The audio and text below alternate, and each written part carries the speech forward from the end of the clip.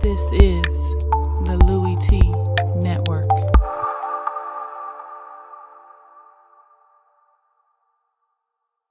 Then my team was 6-10, and we ain't smell the playoffs. Then it gets even better when your team makes the playoffs.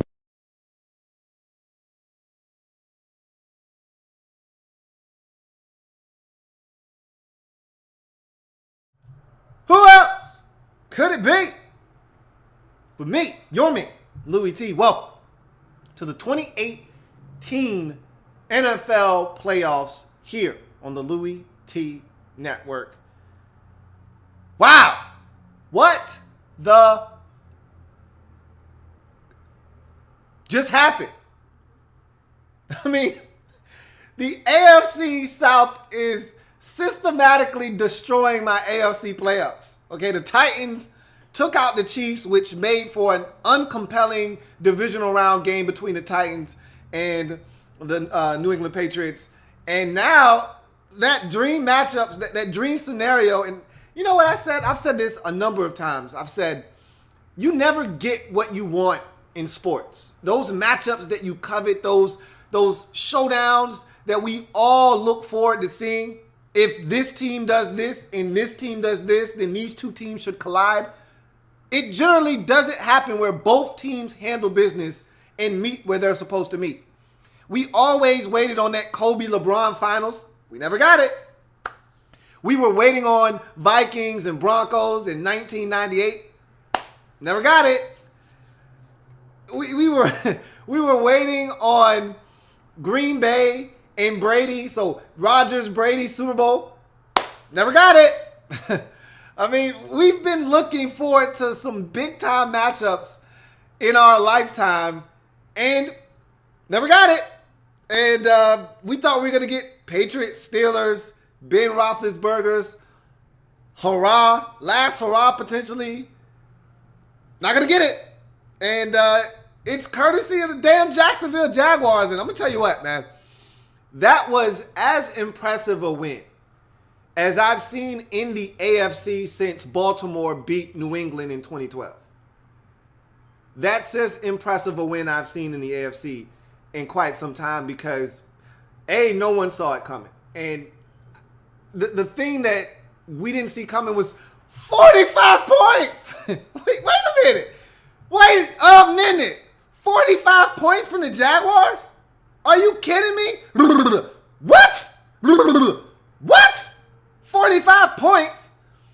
Only 2 turnovers forced. Now, 4, if you want to be technical, on the 2 turnover on downs, which we'll get to on those crucial 4th down stops that the Jaguars were able to make. But they scored 14 points off of 2 turnovers by the Pittsburgh Steelers in this game directly. And so this was a phenomenal game for the Jaguars, but to put up 45, I had a conversation with a buddy of mine early in the game when the Jags were up 21-0. And what's funny, I never thought Jacksonville was going to win, even when they were up 21-0. Even when they were up 28-7 after the scoop and score by Telvin Smith.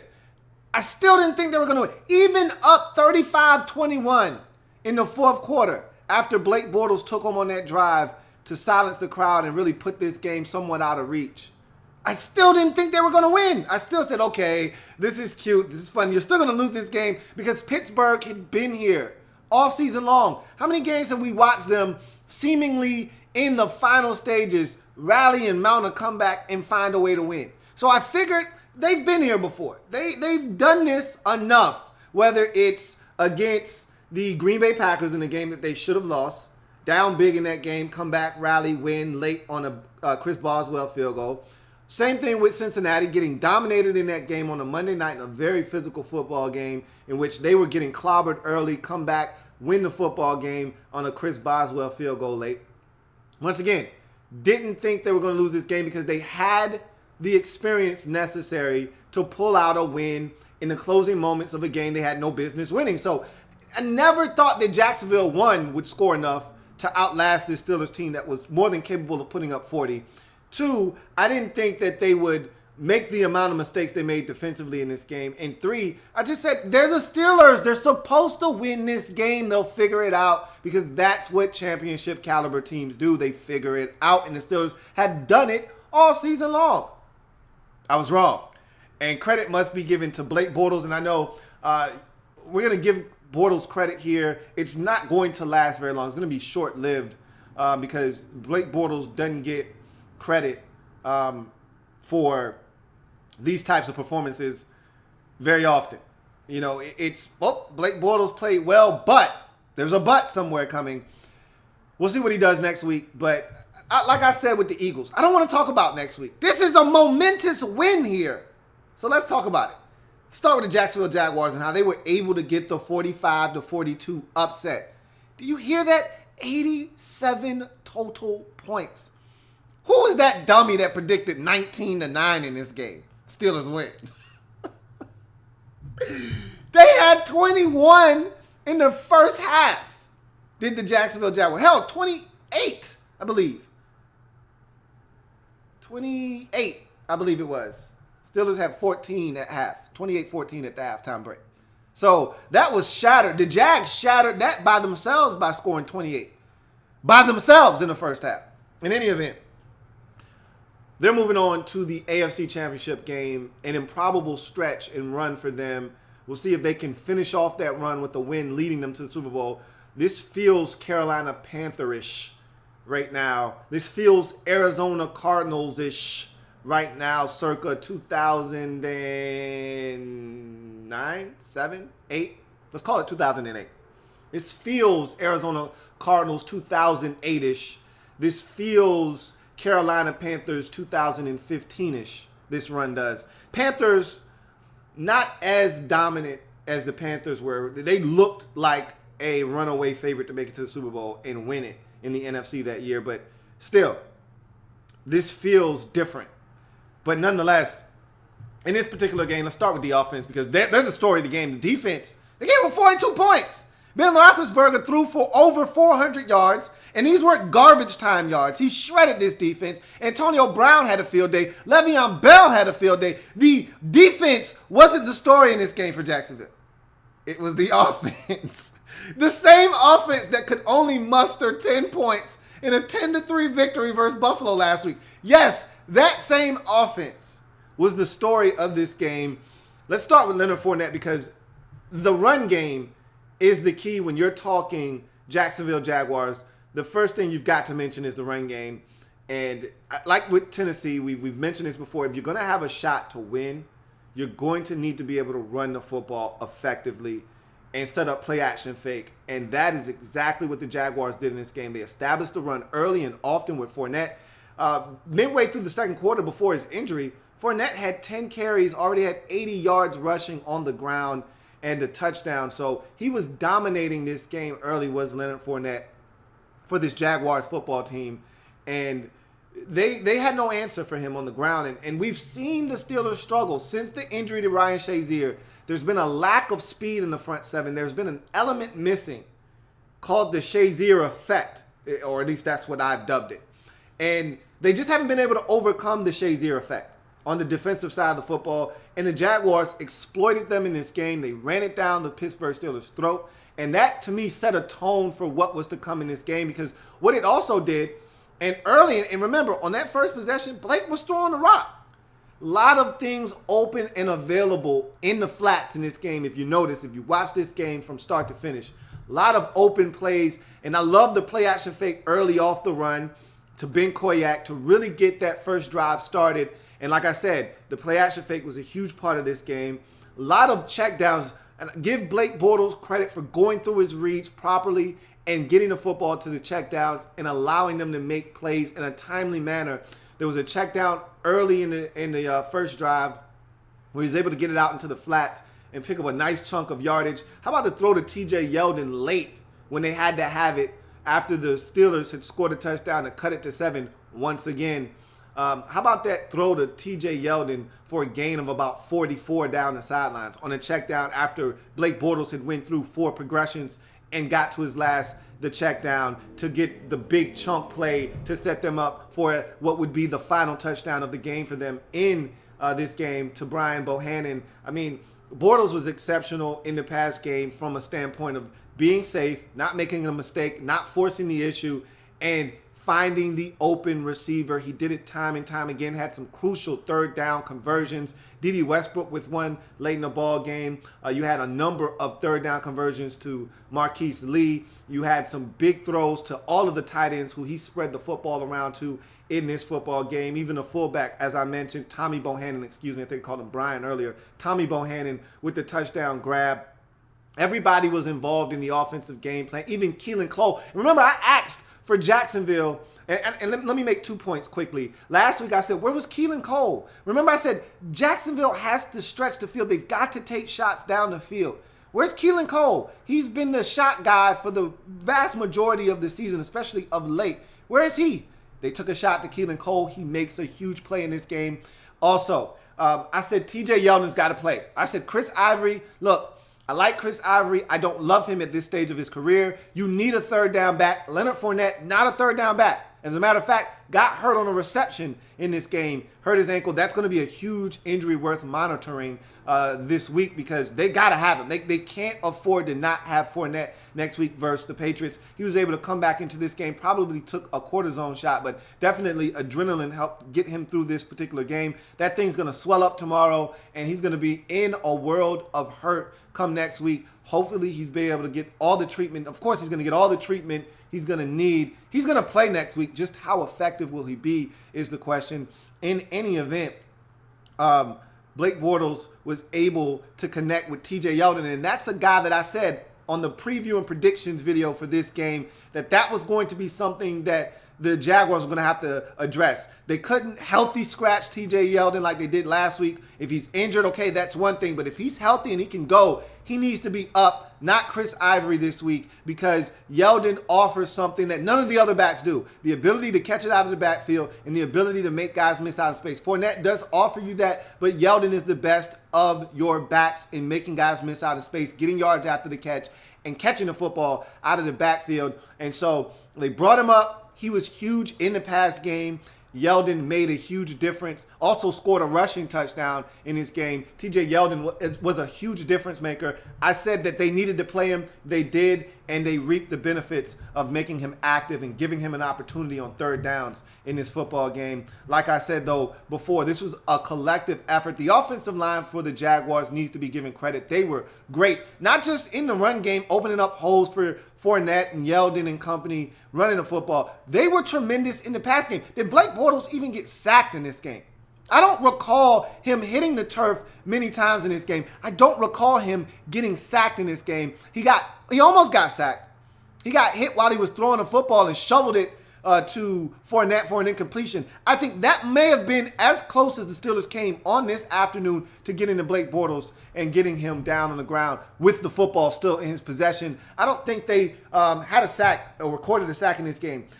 Correct me if I'm wrong. I'm not sure about that, but I don't recall, if memory serves me correct, the Steelers notching a sack in this game. Give that offensive line, who has been really unheralded all season long, give them credit, because a lot of people don't talk offensive line, but these guys have been playing ball. They led the #1 rushing attack in football. Blake Bortles was clean for the most part in this game. And the offensive line, to me, they were the catalyst for what the Jaguars were able to do on the offensive side of the football. Like I said, Bortles was good, especially in the second half. The numbers aren't the greatest. They're not going to catch your eye, but he didn't turn it over. He made big plays on third downs, big completions. He made all the right decisions in this game, helped lead his team to a victory. 45 points. Now, again, 7 of those directly coming from the defense in a scoop and score by Telvin Smith after the Yannick Ngakoue forced fumble on the sack of Roethlisberger. But still, 38 points by this offense. Another touchdown was aided by the defense getting a pick. Miles Jack. All 32 teams, including Jacksonville, should be smacked in their face uncontrollably for passing on this man in the first round. This man, we all said it, every single one of us on that draft night when we were doing the draft party live here on the Louie T Network, said every team's going to regret passing on Miles Jack, because once he gets healthy, he's going to be a problem in this league. And we said, even if you're only guaranteed 5 years, because remember, it was a degenerative knee situation, which scared a lot of teams away. They didn't think his knee was going to get better. They thought he wasn't going to have a long career. We said, even if it's only 5 years of Miles Jack, I'd take that in the first round. You're seeing what this guy can do. And it doesn't look like he's showing any signs of slowing down right now. And he's playing exceptional football. And the Jaguars were able to reap the benefits of rolling the dice on a guy that should have been a top 5 pick, getting him in the second round when nobody else seemed to want to touch Miles Jack with a 10-foot pole. And he made an exceptional play on the interception, tipping the football into the air, then corralling it, getting both feet down, and making sure that they were both in bounds. Looked like a receiver. Remember, this is an ex-running back in college and in high school. So this guy has a little bit of an offensive skill set, but nonetheless, this offense of Jacksonville was extraordinary in this game. They literally carried the defense, and that's how it's supposed to go. Defense not always going to have their fastball. Offense going to have to step up and make plays when the defense doesn't have it on that particular day. And the offense, in the biggest game of the year, stepped up and played their best game of the season. What a fine time. We heard we heard the Tennessee Titans coach, Mike Mularkey, talk about how what's amazing is we haven't played our best game of football yet this season. Well, you damn sure didn't play it last night versus the Patriots. He said, but it's coming this week. Good try, man. Good guess. Maybe next time. But for the Jaguars, Doug Marrone, he didn't make any such comment, but they definitely saved their best game for the right game. The AFC divisional round game in which no one really gave them an opportunity to win. There were a few of you out there that thought that this was possible. You didn't think 45 points was going to get it done, though. You didn't think it was going to take 45 to get the W, but some of you saw this coming. A lot of you Jacksonville Jaguars fans, but wow, this offense, the run game, Fournette over 100, 3 more rushing touchdowns. Remember, he ate the Steelers alive in the regular season. He did it again in this football game. He did it again to the tune of $109, 3 touches. Huge output for Fournette in this game as the Jacksonville Jaguars. My goodness, 45 points. I still can't wrap my brain around that. I've watched every game from this team this season. Nothing screamed 45 on the road in sub 20-degree temperatures against the Steelers in the divisional round on the road. Nothing screamed 45 to me. At no point this season did I say, they got 45 in them. They got a 40 burger in them somewhere. Never. I just didn't see it. Wow. You go to the defensive side of the ball, which is the calling card of this Jaguars team. They played just about as bad a game defensively as you can play without playing bad. I mean, they still, the reason they gave up 42 is because they were playing. If they were playing against any other team, including New England, any other team in the league, this is not a 45-42 game. I don't think there's another team in the league with the type of weapons that the Steelers possess that allowed them to stay in this ballgame. Because the catches Antonio Brown made, the clutch throws on 4th down that Ben Roethlisberger made, the catch that Martavis Bryant made, these are clutch catches on 4th down. These are big plays in the game that if you don't have them, the Le'Veon Bell catch in the end zone, you can't cover a guy any better than that. I don't know what else you want Telvin Smith to do on that play other than knock it away or pick it off, but you can't play defense any better. That's just a better play by Bell on that touchdown grab down the sidelines on a perfectly thrown football by Ben Roethlisberger on the wheel route. You can't do anything better defensively. A.J. Boye on those 2 touchdowns by A.B., you can't play it any better. You can't. There's nothing else A.J. Boye could have done on any one of those plays, and he gave up 2 touchdowns. Like I said, you couldn't have had a worse performance by a good defense, and it still wasn't that bad. But you gave up 42 points, so it's like, yeah, it was bad because you gave up 42. You have 400 yards passing to Ben Roethlisberger. Le'Veon Bell had it going on the ground, but it was the Steelers, like the only team in the league that could have done what the Steelers did in this game to this defense on this day was the Pittsburgh Steelers. And the offense picked them up, but they did what they had to do. They made their fair share of plays because without those 2 turnovers, they don't win this game. Without those 2 4th down stops, they don't win this game. So for as bad as the defense was, they were still damn good.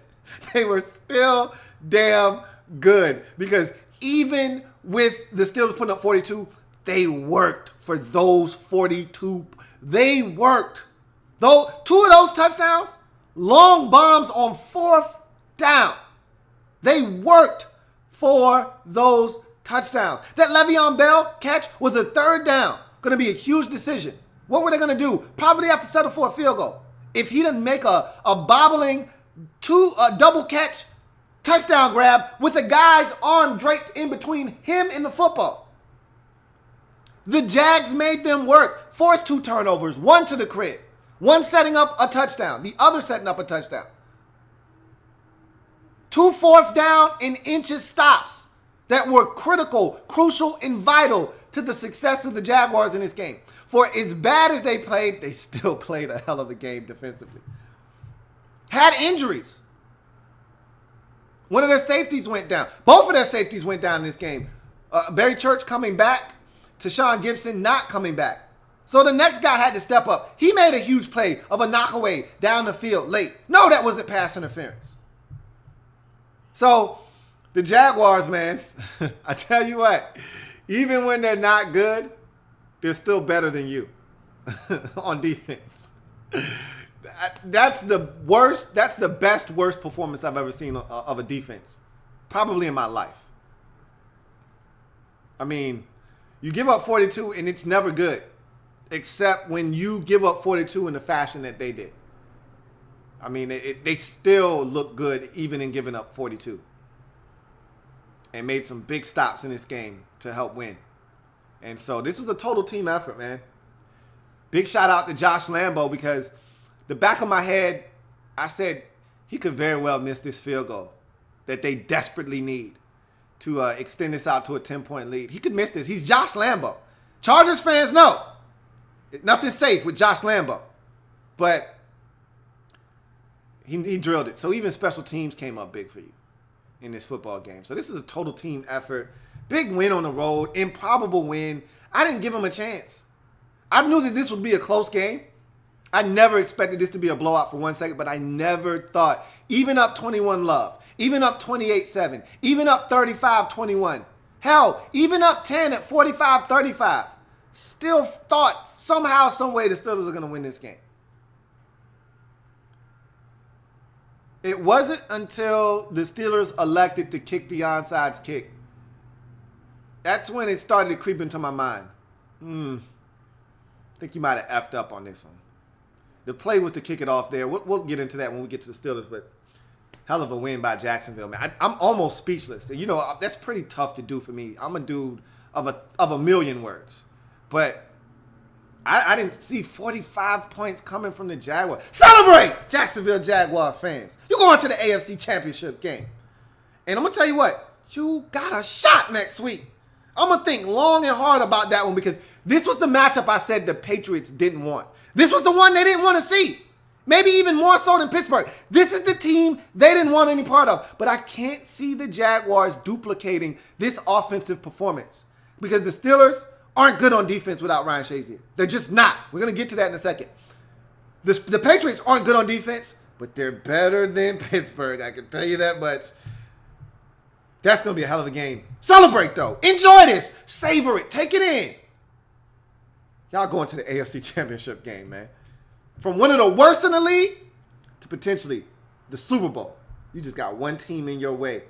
Boy, you guys have got to feel great right now. And you've done it the right way through the draft. David Caldwell has done a phenomenal, exceptional job putting this team together brick by brick by brick. And I told you, go back and watch this. When you guys hired Doug Marrone and you hired Tom Coughlin, go back and watch my video from last offseason. I said, Tom Coughlin is going to help turn this thing around.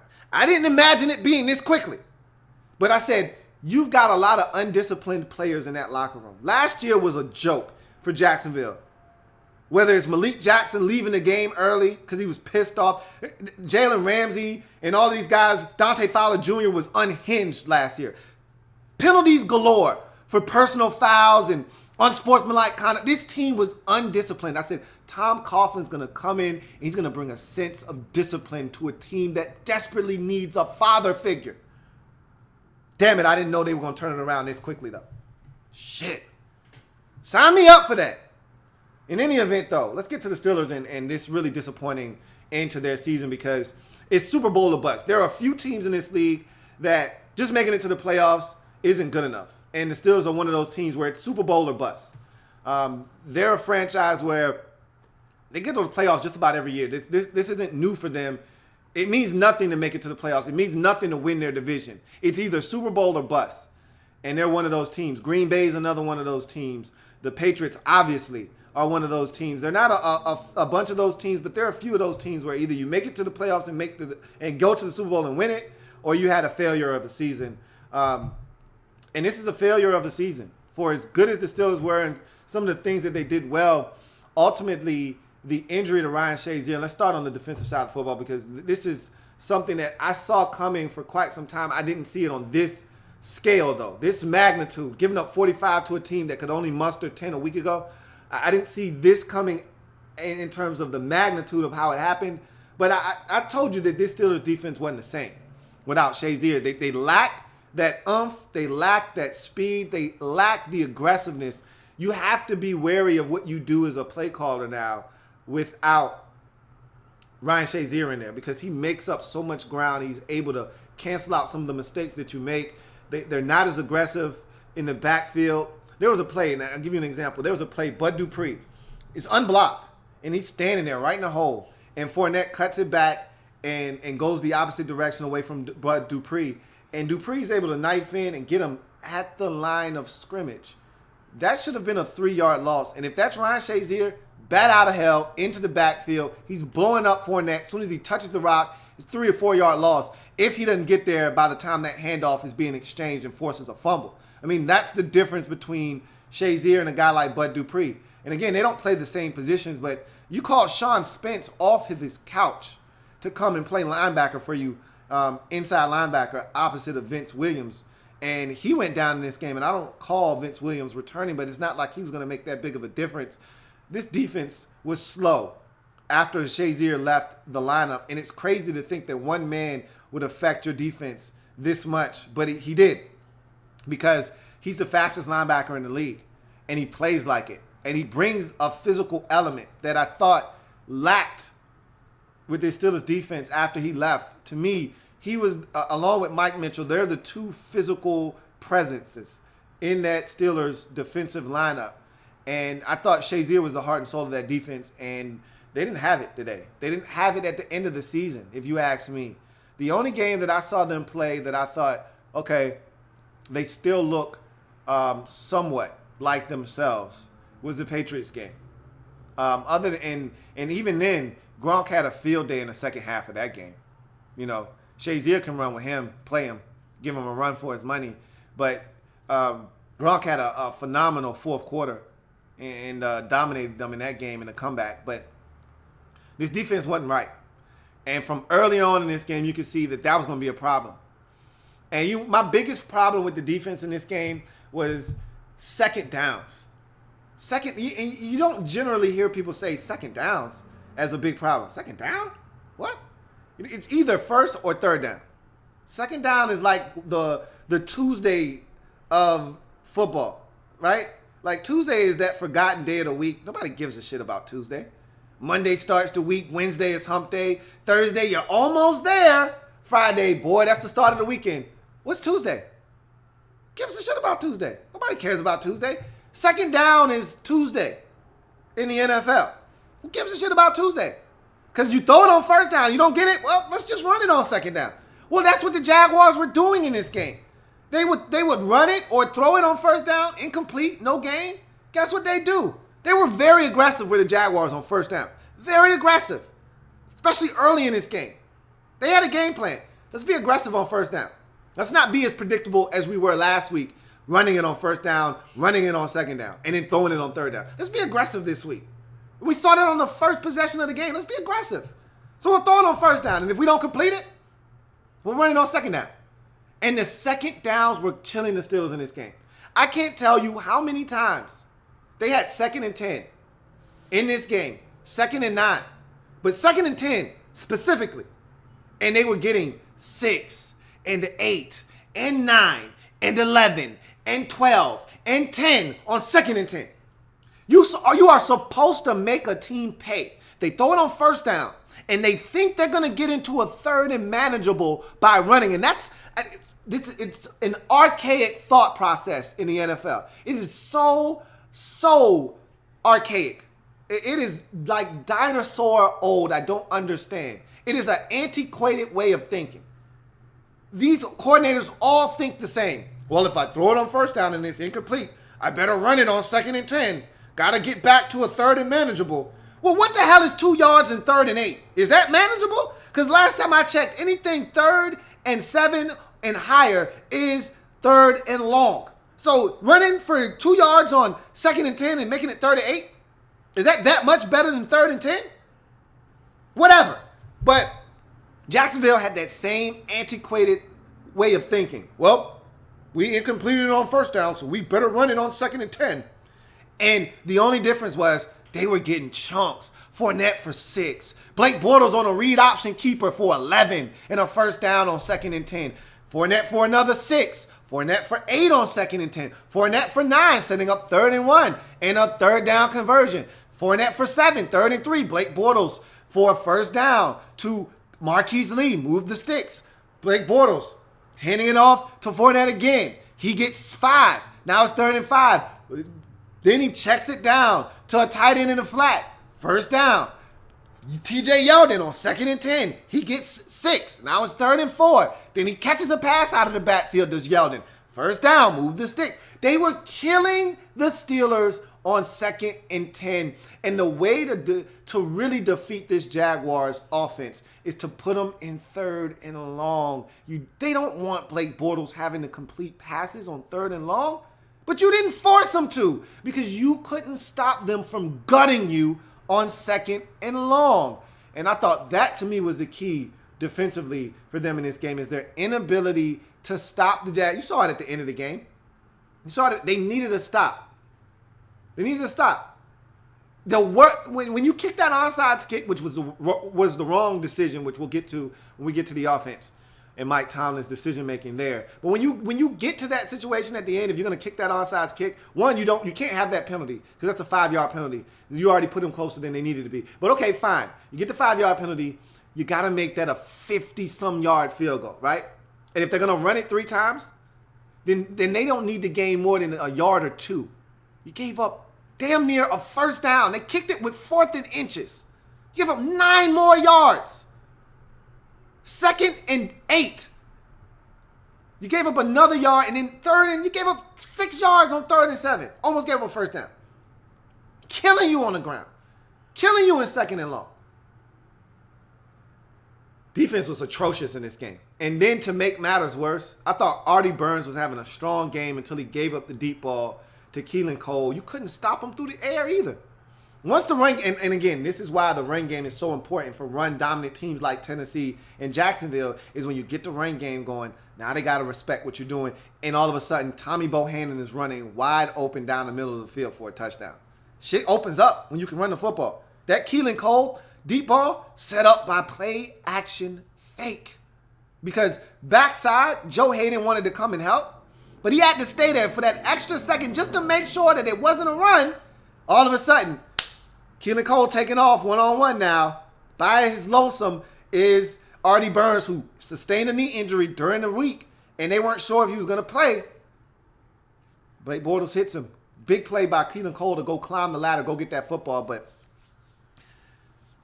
play action fake, the run game set everything up, and the Steelers just had no answer in this game defensively. They just needed one stop. One effing stop.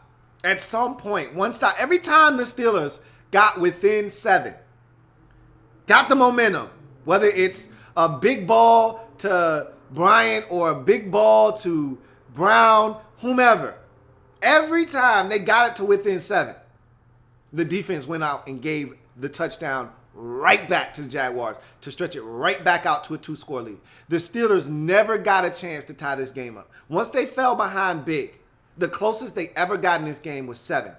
And with Jacksonville having the football, they never got it to 7 with a chance to tie. I may be wrong. Don't quote me on that. But I vividly remember They never got it to a one-score game with a chance, with the football, with the chance to go down and tie the game up.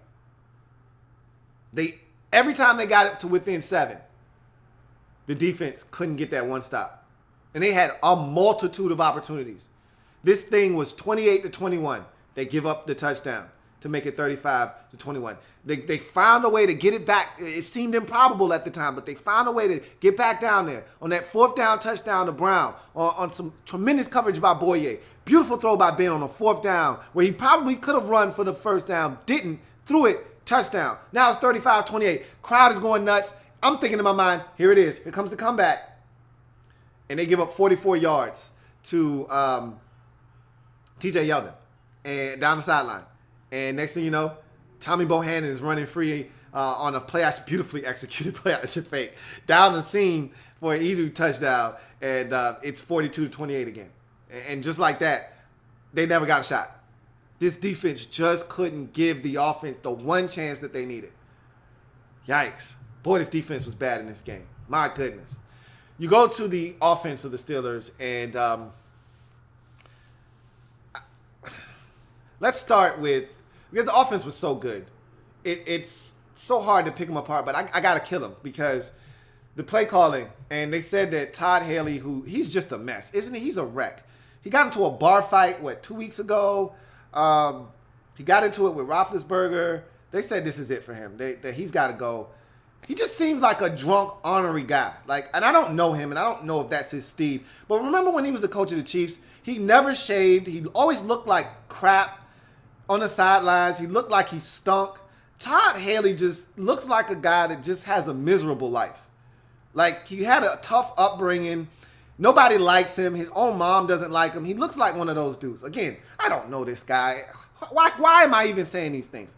I'm just talking about appearances. In any event, he had 2 of the worst play calls in this game. I don't understand why NFL teams, and I watch my Redskins do this same dumb ass shit that cost us the New Orleans game. For the life of me, I can't understand. We've watched Tom Brady for years quarterback sneak anything south of a yard. Okay? If anything is inches, quarterback sneak. Ain't nothing to think about. It's quarterback sneak. How many times have we seen Tom Brady over his illustrious, what are we now, 17 years? 17-year career? How many times have we seen him stopped on a quarterback sneak? And you know it's coming. It's not like it's an element of surprise. You know what Brady's about to do. How many times have we seen him stop? Yet, teams want to get cute and reinvent the wheel every time. It's first 4th and inches of the game. I'm thinking, and they had him off sides, first of all. Snap the damn ball. Okay, no, you don't snap it. So now you barking out orders, and I'm thinking, oh, this is all for show. This is all a charade. This is all for the Jags to kind of fall into the trap of they're doing something different, but Ben's going to get up there, quick snap it, and get this first. Ben's 6'5", too. That's the shit that pissed me off. It ain't like Ben's Case Keenum, 6'1", 6'2". Ben's 6'5". He's got that Cam Newton frame where if you just lean forward, he's getting a first down. And he's doing all of this. Then the Jags say, hey, timeout. Hey, they might actually do something other than a quarterback sneak. Hey, we need to talk about this. And I'm thinking, hey, they might have did you a favor. Because you might have done something dumb. Quarterback sneak now, right?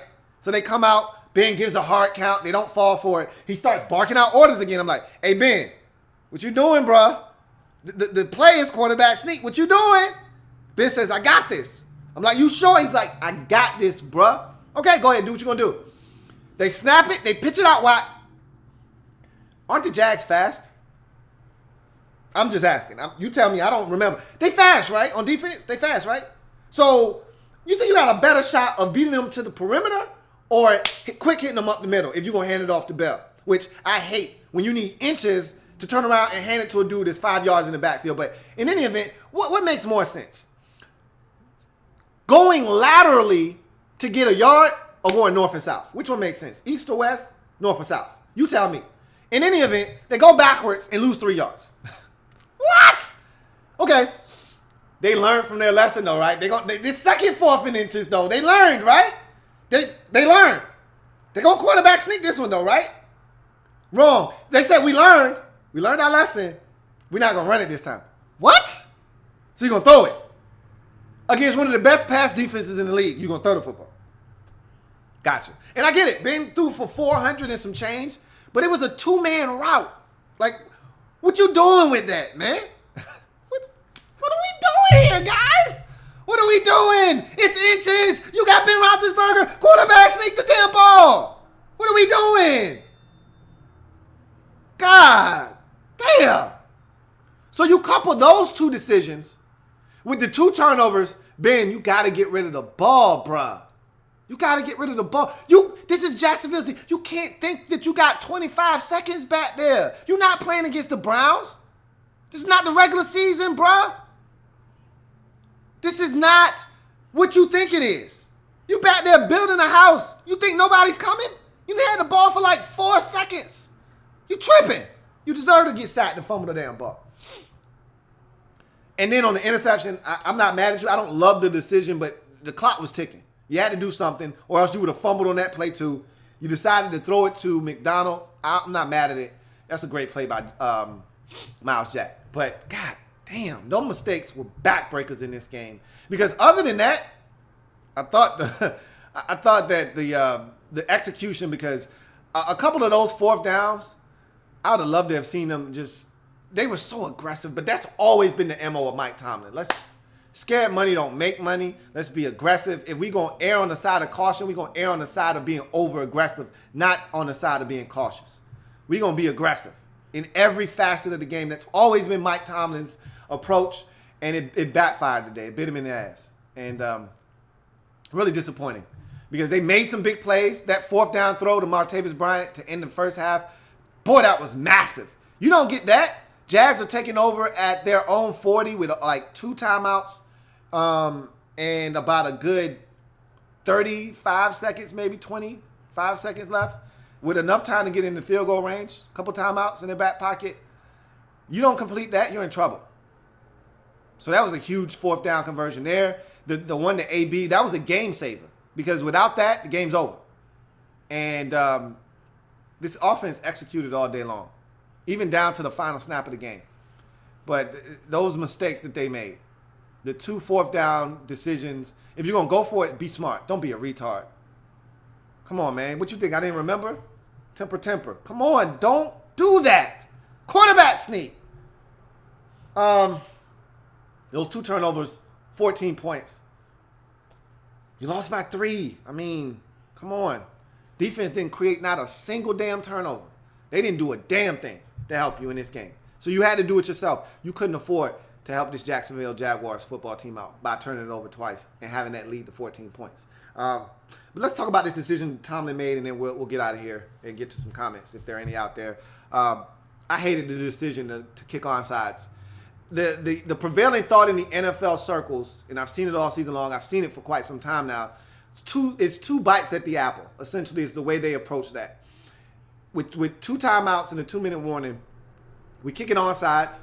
We give ourselves a chance to recover. If we don't get it, we look to get a stop, and they're going to have to punt the football to us. Okay, so that I don't love that way of thinking, but I understand the logic. But you got to go out and execute. One, that was one of the worst onside kicks I've seen all season long by Chris Boswell. So it didn't even travel 5 yards before hitting Tyler Matakevich. Two, you can't get hit by the football, Tyler Matakevich. You can't get hit because now it's a 5-yard penalty. So not only did the football not go 5 yards or not go 10 yards, it only went 5, but then they recovered it right around the 41-yard line.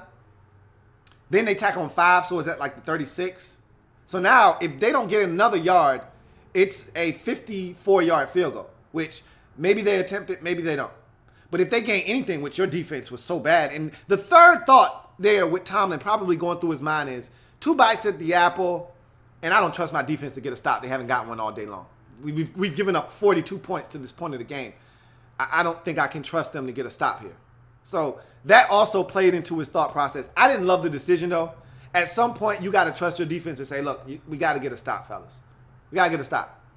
And also probably in his mind, too, was, hell, if we kick it off and they get a first down, they win the game, at least if we kick an onside kick, they'll feel compelled to get a field goal. and the offense will get the football back, and maybe they score. Maybe we kick another onside kick, recover that one, and get a field goal to send this game to overtime. Because they almost did that. Had they been able to score after Martavis Bryant went out of bounds with 42 seconds, had they been able to score right there on the next play, they would have been able to kick onside again. They would have had a shot with about 35 seconds. If they recover that kick, they've got a chance to get in the field goal range and potentially send this game to overtime, or maybe even win it with another deep ball. So maybe that was into his mind as well. But in any event, to me, the play there was to kick it off deep. 2-minute warning, 2 timeouts. Force Jacksonville to make a tough decision on 3rd down, and let's call it 6. To say you give up 2 on 1st down, 2 on 2nd down. On 3rd and 6, you're forcing Jacksonville to make a game-altering decision. Do I throw the football and risk an incompletion, having a punt, and give Pittsburgh back the football with a chance not only to tie the game, but to beat us in regulation with about 1 minute and 45 seconds left? Or do I run it again, eat up these, and let's say they only get 4, and it's 4th and 2, and they got a punt. Eat up these 40 seconds, still got a punt, but I'm going to punt them the football back with about 1 minute and 5 seconds left. So you force Jacksonville to make a tough decision. Do I throw it and go for the win? Or do I run it and eat up another 40? But you didn't do that. You basically gave them an out, which was, let's kick the field goal. Let's go up by 10, put this game out of reach so we can win. Didn't love that decision, but I didn't love a lot of the decisions by the Steelers in this game. The 2 4th down decisions. I didn't have a problem with the actual decision to go for it. I didn't love the calls at all. And get the Jaguars some credit. God damn, they went into Pittsburgh. Wow. Into Pittsburgh. In sub-20 degree temperatures and put up 45 points. Think about that for a second. They scored 10. 10 last week. They put up 45 this week. Unreal. 45-42 victors over the Steelers. The 3rd-seeded Jacksonville Jaguars are on their way to Foxborough, where they've got a puncher's chance next week against the number 1 seeded New England Patriots. I'll tell you what, of the 2 teams, I think the Patriots would have preferred to have seen Jacksonville. Pittsburgh. I'm not going to lie to you. They probably knew in their heart of hearts that Pittsburgh, more probably realistically, could beat them, but Jacksonville is going, even if Jacksonville doesn't win, they're going to batter and bruise this New England Patriots football team and possibly still come out with a W. So let's get to some comments if there are any out there. Unbelievable that the Jaguars were able to win this game. I still can't understand how it happened, but it happened. Let's see if we got any comments out here real quick. I'm going to just pick off a few more comments, and then I know the NFC divisional round game between the Saints and Vikings is going on, so I will allow you to finish watching that in peace. But this was the best game of the playoffs, and I don't know if anybody's going to be able to top it. I mean, this game had all the ebb and flows, all the back and forth, big play after big play. This game was insane. I was watching this with my girl, and she was like, man, this game is crazy. This game is awesome. And it was. MCGB says, this Steelers team was vastly overrated and should not have been a favorite with Shazier hurt. I don't know if they were vastly overrated as a team without Shazier. Defensively, they were overrated without Shazier for sure. Q-Bone says, holy moly, what a game. Patriots better not F this up. They just might. I'm telling you, the NFL doesn't want Jacksonville in the Super Bowl. They're not a sexy team. They're not going to get a bunch of eyeballs. But I'm going to tell you what, if they beat New England, they're going to be one of the most decorated and celebrated teams in the last 10 years. Outside of the Giants, the 2 times the Giants beat the Patriots. Because whoever's playing against the Patriots is America's favorite team for that week. So they're gonna be the apple of everybody's eye next week. They're gonna be rude. They're gonna be a ton of Jaguars fans next week, for sure. Andrew Kim says Bortles showing the Jags they don't need a quarterback. LOL. He played well, man, and they already had said before the Buffalo game last week that he wasn't going anywhere. So he's making them look good right now. DC Big Oso, yeah, says, I told someone about 3 or 4 years ago that Jacksonville was building a monster / championship football team. I seen this coming, bro. The way they've been drafting and building this team up. Yeah, this didn't happen overnight. For those of you who haven't been watching, David Caldwell, the GM of the Jacksonville Jaguars, has been building this for about 3 years strong now. And it's finally starting to come to fruition. And it's fun to watch, I can tell you that much. BK Soldier 2010 says, what do you think now?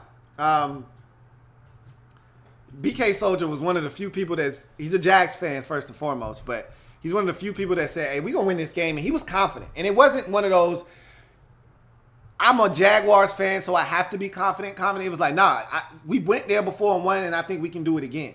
And that was the sense I got from Jacksonville Jaguars fans. They were so confident going into this game, and I didn't believe that they had a reason to be this confident, but they were. And, boy, that confidence rang true in this game. Mary Jo says, why did the Steelers wake up so late? A.B. and Ben proved they can execute amazing plays. That one aside. I don't know why they were sleepwalking early in this game. I think they came out and they expected that the Jaguars weren't going to be as aggressive as they were. And by the time they realized these boys aren't playing with us, they were down 21-0. And they realized, all right, we're in a fight. These boys have knocked us down a couple of times in the early rounds, and now we got to get on our horse and win just about every round and have a couple of knockdowns ourselves if we're going to have a chance to try to win this on the cards. And even though they put up a hell of a fight and they won a ton of rounds and they got some knockdowns, it just was too little too late.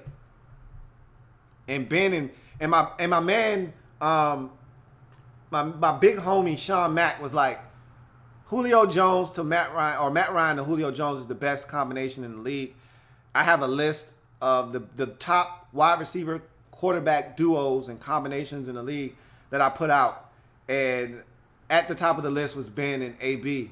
And he was like, I think it's Julio and Matt Ryan, and that was number 2 on the list.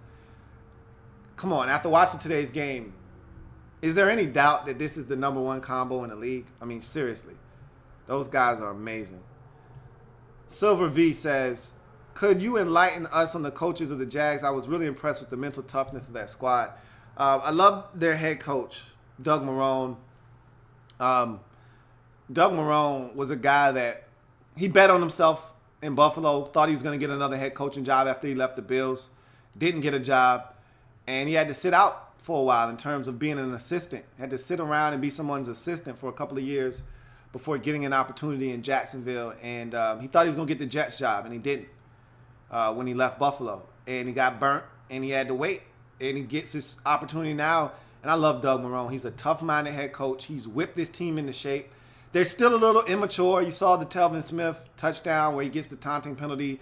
I thought they were a mess and a disaster against San Francisco. They looked like the old undisciplined Jaguars against San Francisco with a bunch of boneheaded mistakes and penalties and late hits in that game. And that was part of the reason they lost, in addition to the Bortles interceptions and mistakes in that game. But they've got some of those tendencies still there. But credit the coaching staff, Doug Marrone and company, for really changing the mindset and the culture of this football team.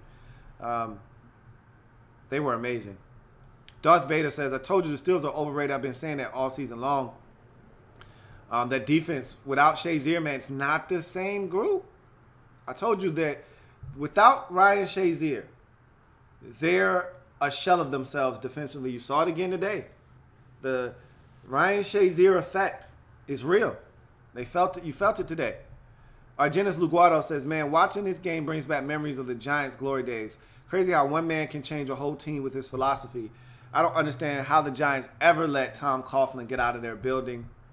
That's their loss. Jaguars game.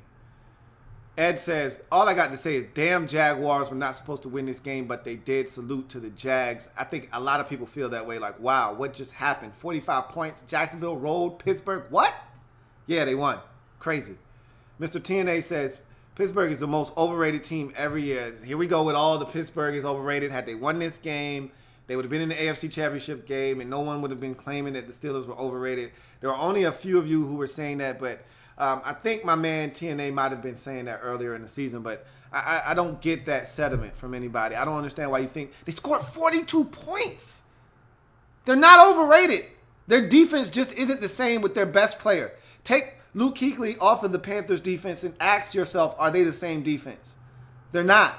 You take Richard Sherman off of, look at Earl Thomas not playing for the Seahawks last year at the end of the season. Were they the same defense? No. You can't take a defense's best player off of their squad and expect them to still play the brand of football that made them special. They were a borderline great defense with Shazier. You take him out of the mix, they're not the same. But he says, I do not know why you all fall for this stacked offs because they always have a bad game in the regular season. Chicago, that's what they do. They play down to the level of competition. They do that all the time, but that doesn't mean they're not going to win when it matters.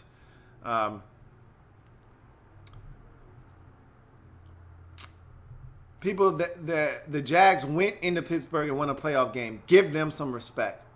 You got to. They didn't. People don't have to give them anything. They earned respect. They earned respect in this game. They took it. Whether you like them or not, the Jags aren't going anywhere. Those boys are serious, and New England better watch out. I surmise that the Patriots are going to take care of business next week off of first blush, but I wouldn't put it past these Jags, man. BE says, calling it now, the Jags will win next week. We're going to see. He said that 4th and 1 early where they could have gone for 3 cost them. I thought they could have kicked the field goal both times. Both 4th downs. You know, maybe the one later on in the game, they felt compelled being down by, at that point, I think they were down.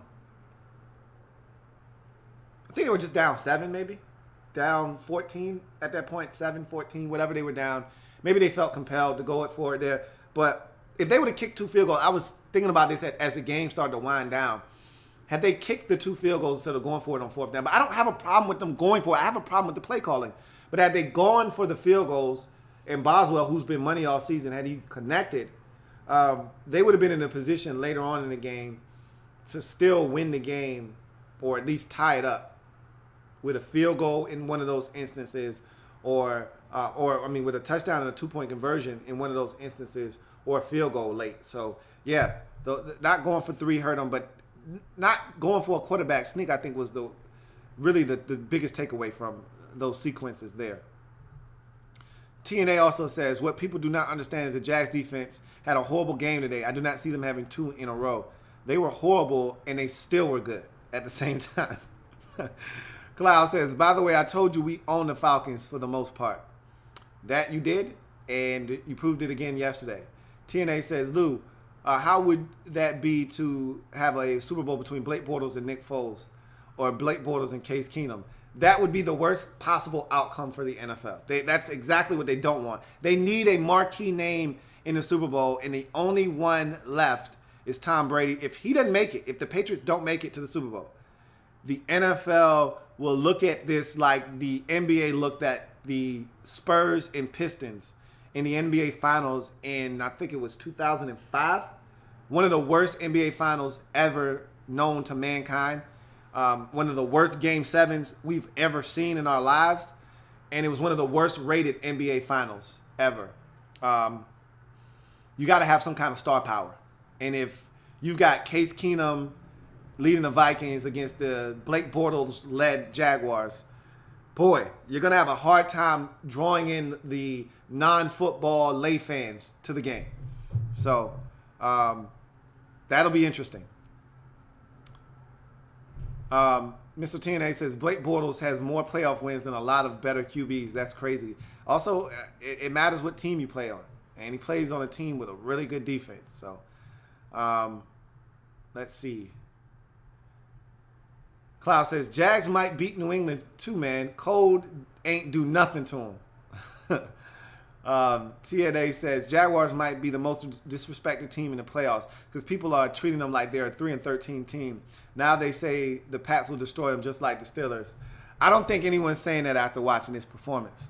I think people expect the Patriots to take care of business like they always do, but destroy them? No, the Patriots don't destroy people.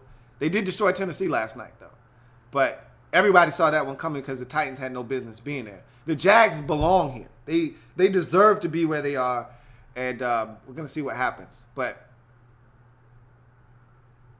in any event, that's it.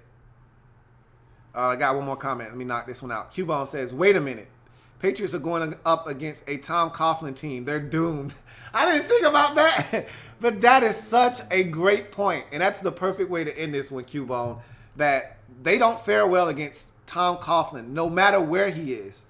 And now that he's in Jacksonville, Brady's kryptonite over the years has been the Ravens at certain points in time in history and Tom Coughlin. And aggressive defenses led by Tom Coughlin. It happened in New York twice in 2007 and 11. And now it could happen again in 2017. Hey, that is a great point, Q. As we wrap this thing up, man. Jaguars with just the most improbable upset of the 2018 NFL playoffs. We thought the Eagles had pulled that off yesterday. That upset pales in comparison to the one we witnessed today. Jaguars doing the unthinkable, scoring 45 in a victory over the Pittsburgh Steelers, 45-42, to advance to the AFC Championship game. I'm your man, Louie T, signing off. I thank you guys for joining me on this program. If you haven't already done so, what are you waiting on? Subscribe to the Louie T Network for more great content in 2017 and beyond. Changing the game over here, or 2018, I should say. Changing the game here on the Louie T Network. And I want you to help me do that by simply hitting that subscribe button and becoming a member of the Louie T Network. And we got another game to break down. This one should be a dandy. I haven't laid eyes on it yet, so I'm going to do that right now. I'm going to allow you to enjoy the rest of that game in peace. And then we'll come back, we'll chop it up, and discuss Saints, Vikings, and figure out who will be traveling to Philly to take on the number 1 seeded Philadelphia Eagles in the NFC Championship game. I'm your man, Louie T, once again, signing off. Hell of a game. I can't imagine Saints and Vikings topping that, but the best game we got in Wild Card Weekend was in this same exact 4:30 slot. So we'll see what happens. In any event, enjoy that game, and we'll do this again at the conclusion of Saints, Vikings. See you a little bit later on.